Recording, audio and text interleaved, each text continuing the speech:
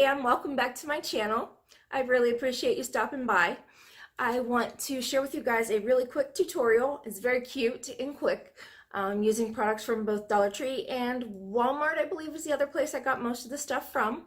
And I also wanted to apologize to you guys for the glare in my glasses. I don't have any professional lighting or anything yet, since I'm just getting started with this, so I do apologize for that ahead of time. But yeah, this is a really cute tutorial, so I'm really eager to share it with you.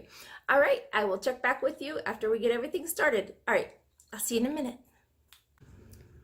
All right, guys. First of all, our supplies we're going to need is a doormat. I purchased this one from the Dollar Tree. It is, the two options I had was this one is more flat, and the other one that they have has the ribs on it.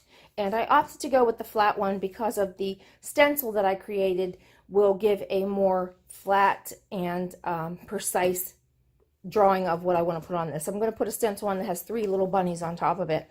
I got this inspiration from Pier 1. This is my stencil. I'm not sure if you can see it very well with the camera, but we're going to actually add 3 little bunnies to this once we get it done. This is the Ultra Cover contact paper. I got this at Walmart, and I cut the design out with my Cricut. We're going to actually cover the mat with this Rust-oleum 2-time Ultra Cover paint and primer in the color Green Apple. But I am going to go ahead and do a quick base coat with this Walmart 97-cent flat white spray paint, just to kind of be cautious to make sure that Green Apple covers it pretty good. Once we do that, I am going to do my 3 little bunnies in 3 different spring colors. I have my Waverly Chalk paint that's available at Walmart in the Ballet Slipper pink, the agave blue, and the maize yellow. And we're going to do their little bunny tails in white. And again, this is all the Waverly Chalk paint. And then I have my 4 little sponges that we're going to do for the colors. So let me get everything set up and we're going to get going. Alright guys, I have gone over this mat now, 2 coats of that Walmart flat white paint, just to do a base coat and like a little primer on that. Now I'm going over it once with the Rust-oleum 2-time paint and primer in that Green Apple, and that will be the only coat of that paint that I need to put on. It was really receptive to the spray paint, so just 1 coat's all we'll need. Alright, this mat measures 24 by 16, so we're going to center it at 12 by 8 and get the stencil all set up to start painting. Here we go. Alright, time to get started painting these little bunnies. Just dabbing the paint around the stencil so we don't get up underneath of the vinyl. Very carefully, actually. Being that this is a cloth mat, the standard Walmart vinyl doesn't really stick real well, so we just have to be careful as we go along. So starting off with the blue, we're going to do the middle bunny and work our way over to the yellow and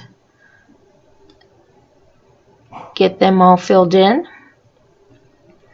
Just dabbing them. I tried to swipe the paint across them and paint normally. Doesn't really work as well on a rug, obviously. So the majority of the time we're just going to spend dabbing the paint on.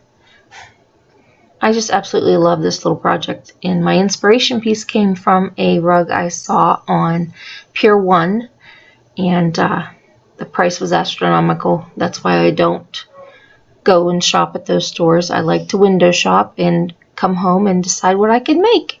So we're going to head on over now and paint the pink bunny and get him going.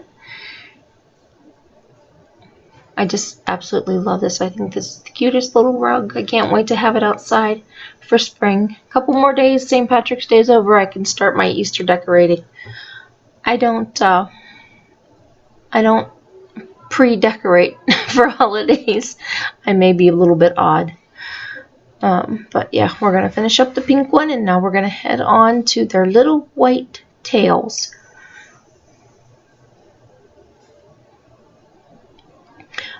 I was just absolutely amazed that this rug took one coat for each color. I thought I was going to have to go over it several times, but it was really receptive to the paint. I was very shocked. So I'm going to actually get me another one of these mats and try another project on it real soon. But there you go, guys. All set. All right, guys, I hope you enjoyed this tutorial. I know I enjoyed making it.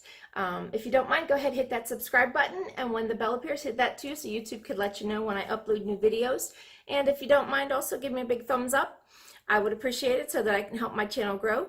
And if you don't mind, drop me a comment. Let me know who's here, who visited. I'd appreciate that too. I'd love to hear from you. And I will see you guys on the next one. I'll talk to you soon. Take care. Bye-bye. God bless.